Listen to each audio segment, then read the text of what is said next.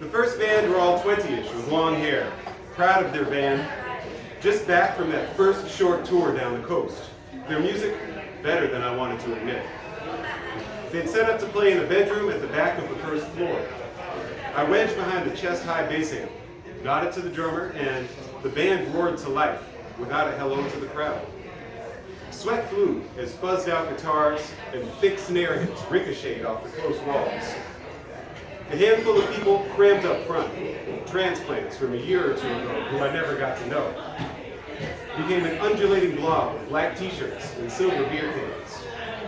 When I set my empty on the windowsill behind me, I saw a pile of faces watching me through the glass, and the hot room became a limbo. Each face was a blank that I couldn't fill in. I felt like I was chasing a train. We knew the last song was the last song because it started with a dramatic build of bass and drums. The topless, teenage skinny singer boy pogoed to the beat with a mic cord for a tail. And I jumped too, joining the crowd to go, go, chant. The old house's sodden floor buckled with each leap until the guitar elbowed its way in and everybody landed, arms waving. This was the release that I wanted.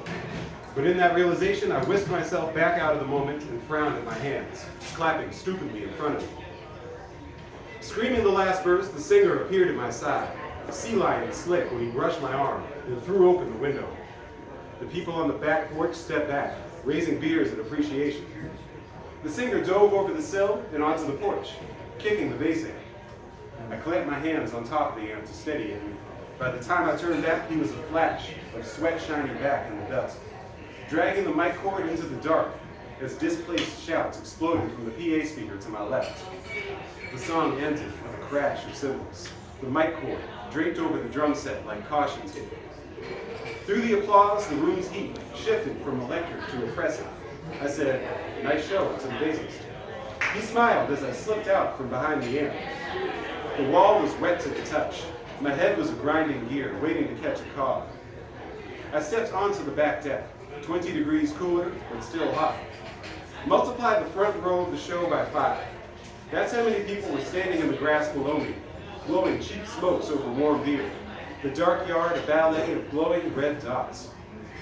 Beyond was Jackson Wharf, a black neighborhood that was nicknamed the Harlem of the South during the Jazz Age. The wide streets are lined with beautiful brick row houses and ornate wrought iron porches, salvaged when the city burned at the end of the Civil War.